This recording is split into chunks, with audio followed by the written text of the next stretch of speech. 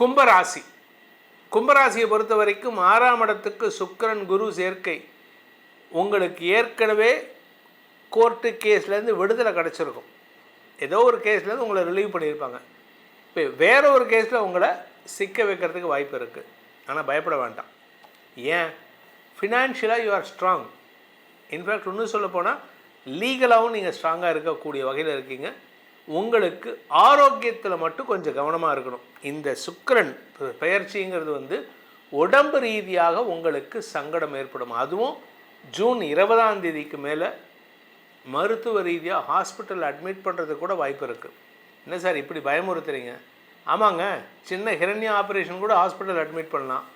இந்த குடும்ப கட்டுப்பாடு இப்போ யாரும் பண்ணிக்கிறது இல்லை, இருந்தாலும் சொல்கிறேன், அந்த மாதிரி ஏதாவது இருந்தாலும் ஒரு நாளில் போயிட்டு வரலாம்.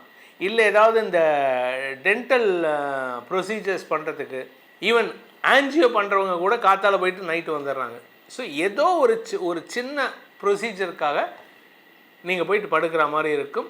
அதனால் கொஞ்சம் கவனமாக இருந்துக்கிறது நல்லது. மருத்துவ ரீதியான செலவுகள் ஏற்படுறதுக்கான வாய்ப்பு இருக்குது. அது குடும்பத்தாருக்காக இருக்கலாம், அதாவது மூத்த சகோதரனுக்காக இருக்கலாம், அல்லது உங்களுக்காக இருக்கலாம். அப்படி இல்லை அப்படின்னா உங்களுடைய வாழ்க்கை துணைக்காக இருக்கலாம்.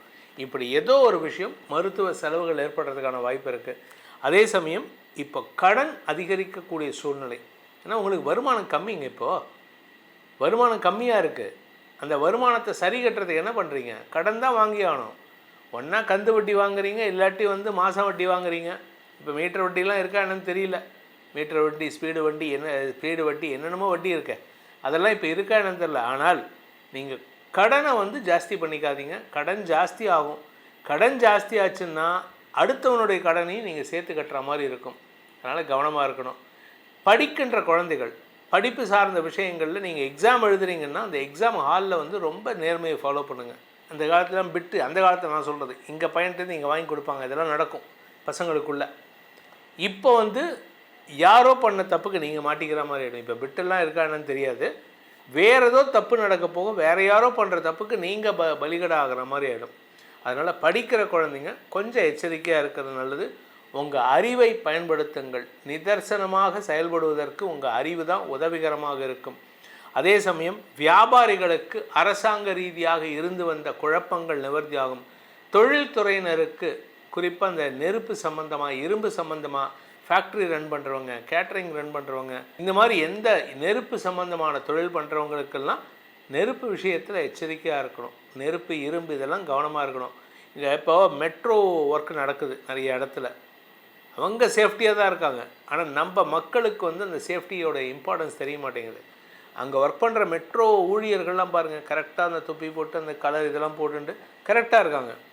ஆனால் அவங்க பிளாக்கேடு போட்டால் அதை தாண்டி குறுக்கில் போகிறது நம்மளுடைய முட்டாள்தனம். அந்த மாதிரி ஏதாவது ஒரு சமயத்தில் மேலேருந்து ஏதாவது விழுந்துடுதுன்னு வச்சுக்கோங்க. ஸோ கவனமாக இருக்கிறது நல்லது. உயிருக்கு ஆபத்து இல்லை, ஆனால் உடமைக்கு, கை காலுக்கு ஏதாவது ஆபத்து ஆச்சுன்னா யார் கஷ்டப்படுறது? நீங்கள் தான் படணும். அதனால் நீங்கள் தயவு செஞ்சு அந்த மாதிரி ரிஸ்க் எடுக்காதீங்க. ஆரோக்கிய விஷயத்தில் கொஞ்சம் கவனமாக இருந்துக்கோங்க. இந்த காலகட்டம் எந்த இடத்துலையும் வெளியில் போகும்போது நெருப்பு, தண்ணீர் போன்ற இடங்களில் ரிஸ்க் எடுக்காதீங்க. இந்த கடலில் போய் குளிக்கிறது, இந்த ஆற்றுல போய் குளிக்கிறது இதெல்லாம் இருக்கட்டும். ஆனால் உங்களுக்கு நீச்சல் தெரிஞ்சால் மட்டுமே தப்பிக்க முடியாது. உங்கள் நேரம் நல்லா இருந்தால். ஆனால் இப்போ கொஞ்சம் எச்சரிக்கையாக இருக்கிறது நலம். எச்சரிக்கை பதிவாகவே நீங்கள் இதை எடுத்துக்கலாம். ஸோ அப்பேற்பட்ட சுக்கிரன் இப்போது மறுபடியும் பயிற்சி ஆகிறார் 20 நாளைக்கு ஒரு தடவை. இப்போ முன்னாடி எங்கே இருந்தார் அப்படின்னா மிதுன ராசியில் இருந்தார். மிதுன ராசியில் எப்போ வந்தாருன்னா மே 14ஆம் தேதி அன்னைக்கு மிதுன ராசிக்கு பயிற்சி ஆனார். குருவோடு சேர்ந்து இருந்தார். ஜூன் 1ஆம் தேதி அன்னைக்கு குரு பயிற்சி ஆகிட்டார் கடகத்துக்கு. அதே கடகத்துக்கு ஜூன் 8ஆம் தேதி அன்னைக்கு சுக்கிரன் மிதுன ராசியிலிருந்து கடக ராசிக்கு பயிற்சி ஆகிறார். அங்கே உச்ச குருவோடு சேர போகிறார். 2 டாப் லீடர்ஸ், எப்படின்னா புட்டின் அண்டு நரேந்திர மோடி 2 பேரும் மீட் பண்ண போகிறாங்க. ஆக்சுவலாக சொல்லணும் புட்டின் அண்டு ட்ரம்ப்புன்னு தான் சொல்லணும் இந்த இடத்துல. ஆனால் இந்த இடத்துல இங்கே யாருக்கு பவர் ஜாஸ்தி அப்படின்னு கேட்டால் குருவுக்கு தான் பவர் ஜாஸ்தி. ஏன் அப்படின்னா குரு உச்சஸ்தானத்தில் இருக்கார். அதனால் பல பேருக்கு, ஆல்மோஸ்ட் எல்லா ராசிக்கும் நல்ல பலன்கள் தரக்கூடிய வகையில் இருந்தாலும் சுக்கிரன் கொடுக்க வேண்டிய சில சங்கடமான விஷயங்களையும் பல நல்ல விஷயங்களையும் சந்தோஷங்களையும் சுக அதிகரிப்பையும் இந்த குரு தன்னுடைய செயல்பாடுகள் மூலமாக கொடுப்பார். அதாவது 2 டீச்சர்ஸ் பண்ண வேண்டிய வேலையை ஒரே டீச்சர் குரு பண்ணுவார். ஏன்னா இந்த இடத்துல குருவுக்கு தான் பவர் ஜாஸ்தி. இதில் இன்னொரு விஷயம் என்னென்னா, சுக்கிரன் வந்து மீன ராசியில் உச்சஸ்தானத்தை அடைகிறார். உச்சஸ்தானம் அவர் கன்னி ராசியை நோக்கி போயிட்டுருக்கார். கன்னி ராசிங்கிறது வந்து சுக்கிரனுக்கு நீச்சஸ்தானம்.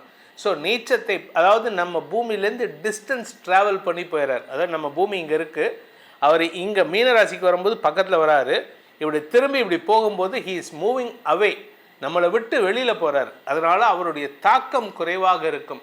அதனால தான் இந்த டைமில் வந்து லவ் அஃபேர் வந்து கொஞ்சம் ஃபெயிலியரை சந்திக்கிறதுக்கான வாய்ப்பு இருக்குது. இந்த ஜூன் 8ஆம் தேதி அன்னைக்கு கடகத்துக்கு போகக்கூடிய சுக்கிரன் எத்தனை நாள் இருப்பார்னா, ஜூலை 4ஆம் தேதி வரைக்கும். கிட்டத்தட்ட ஜூலை 8ஆம் தேதி 30 நாள் 31 நாள் ஆகும். அதில் ஒரு 4 நாள் கழிச்சிருங்க. ஸோ 27 நாட்கள் சுக்கிரன் வந்து கடகராசியில் இருப்பார். அது எதுக்கு சார் திருப்பி திருப்பி சுக்கிர பயிற்சி 20 நாளைக்கு ஒரு தடவை போடுறீங்க? ஏன்னா நிறைய பேர் ஃபோன் பண்ணி கேட்குறீங்க. பலன்கள் கேட்டு முடித்ததுக்கப்புறம் அதுக்கப்புறமா இந்த கேள்வி வருது. ஏன் அப்படின்னு கேட்டால், நம்ம வாழ்க்கையில் வந்து எல்லார்கிட்டையும் அன்பு, பாசம், காதல், நேசம், காமம் இது எல்லாமே கலந்துருக்கும். வீட்டில் அம்மா கிட்ட பேசினாலும் சரி, மனைவி கிட்ட பேசினாலும் சரி, இல்லை அக்கம் பக்கத்தில் இருக்கக்கூடிய லேடிஸ் யாராக இருந்தாலும் சரி, இல்லை கூட பிறந்த அக்கா தங்கச்சிகிட்ட பேசினாலும் சரி, 1% காதல் இல்லாமல் யாருக்கும் இருக்காது. அதே மாதிரி ஆண்களுக்கும் இருக்கும், பெண்களுக்கும் இருக்கும். இது எதனால் அப்படின்னா இந்த சுக்கிரனை வச்சு தான். அதாவது வாழ்க்கையே, உலகத்தினுடைய நடப்பே இந்த சுக்கிரனை வச்சு தான் நடக்கிறது. அதனால தான் சுக்கிரனுக்கு ரொம்ப இம்பார்ட்டன்ட். ஆனால் அவர் வந்து 20 நாளைக்கு ஒரு ஷிஃப்ட் ஆகிறாரு, அதை பற்றி கவலை இல்லை. ஏன்னா அவர் தன் கடமையை செய்கிறார். ஒரே இடத்துலையே இருந்தார்னு வச்சுக்கோங்க, அந்த காதல் போர் அடித்து போயிடும். அந்த சுக்கிர பயிற்சி எப்படிப்பட்ட பலன்களை தரப்போகிறது, எதுக்கு ஏன் சுக்கிரனுக்கு இம்பார்ட்டன்ஸ் கொடுத்தோம் அப்படிங்கிறதுக்கு ஒரு ரீசன் சொன்னோம். இன்னொரு ரீசன் பார்த்தீங்கன்னா, சுக்கிரன் வந்து அசுர குரு. அதாவது மனுஷனுடைய வாழ்க்கையில் வந்து ஆன்மீகத்தை தேடி போகக்கூடிய நபர்களுக்கு இந்த சுக்கிரன் வந்து நீச்சமாக இருக்கணும். ஆன்மீகத்தை விட்டு வெளியில் போகிறதுக்கு, கலைத்துறை சார்ந்த விஷயங்கள், இப்போ வந்து கலைத்துறையில் போகிறவங்களும் வந்து ஆன்மீகத்தில் உச்சத்துக்கு போகிறாங்க. ஆனால் அதில் வந்து ஒரு போலித்தனம் இருந்து கொண்டே இருக்கும். இந்த சுக்கிரன் வந்து உச்சம் அடைஞ்சார்னா அவங்களுக்கு லௌகீக வாழ்க்கையில் இம்பார்ட்டன்ஸ் ஜாஸ்தி கொடுப்பாங்க. அதாவது நகை வாங்கிறது, பொன்பொருள் வாங்கிறது, பொருள் சேர்க்கறது, வெளியில் பேசுகிறது. என்னமோ நாங்கள் வந்து எங்களுக்கு வந்து ஆன்மீகத்து மேலே நம்பிக்கை இருக்குது, எங்களுக்கு கடவுள் நம்பிக்கை இருக்குது, எங்களுக்கு வந்து சொத்து சுகம்லாம் வேண்டாம் அப்படின்ட்டு. ஏன் அப்போ வந்து சம்பாதிக்கிறது தானம் கொடுக்கலாமான்னு கேட்டால், நான் கஷ்டப்பட்டு சம்பாதிக்கிறேன், யாருக்கு சேர்க்க போகிற? ஒரே ஆளுக்கு சேர்க்காத, 10 பேருக்கு கொடு. இப்போ நீ பண்ணுறேன்னு கேட்டால் நானும் பண்ணிட்டு தான் இருக்கேன், அது வேறு விஷயம். இந்த சுக்கிர பயிற்சி பலன்கள் உங்களுக்கு எப்படிப்பட்ட பலன்களை தரப்போகிறதுன்னு சொன்ன இது பொதுவான பலன். உங்களுடைய தனிப்பட்ட ஜாதகத்துக்கு எப்படிப்பட்ட பலன்கள் ஏற்படும் அப்படின்னு தெரிஞ்சுக்கணும்னு ஆசைப்படுறவங்க கீழே கொடுக்கப்பட்டுள்ள அலைபேசி எண்களில் வாட்ஸ்அப் எண் கொடுத்துருக்கேன், டைரக்ட் அப்பாயின்மெண்ட் நம்பர் கொடுத்துருக்கேன். இது 2லையும் அப்பாயின்மெண்ட் ஃபிக்ஸ் பண்ணிவிட்டு வாட்ஸ்அப் மூலமாகவோ இல்லை டைரக்ட் அப்பாயின்மெண்ட்டோ நேரடியாக சென்னைக்கு வந்து சந்திக்கலாம். சென்னையில் இருக்கிறவங்க, வெளியூரில் இருக்கிறவங்க வாட்ஸ்அப்பில் பேசுங்க. இதன் மூலமாக உங்களுடைய எதிர்காலத்தை, நியர் ஃப்யூச்சர் எப்படி இருக்கும், காதல் விஷயம், உங்களுக்கு ஆசைப்பட்ட பொருள் வாங்கிறது, இதெல்லாம் எப்படி இருக்குங்கிறத பற்றி தெரிஞ்சுக்கணுன்ட்டு நீங்கள் முயற்சி பண்ணால் இந்த நம்பரில் தொடர்பு கொண்டு பேசுங்க. இதனால் உங்களுக்கு பல நன்மைகள் ஏற்படும், உங்களுடைய வாழ்க்கையில் பல சுகங்கள் அதிகரிக்கும் என்பதை சொல்லி உங்கள் அனைவருக்கும் நல்வாழ்த்துக்களை தெரிவித்துக்கொண்டு உங்களிடமிருந்து விடைபெறுவது உங்கள் வேத ஜோதிடர் பிரகாஷ் நரசிம்மனின் அன்பான வணக்கங்களுடன். நன்றி, வணக்கம்.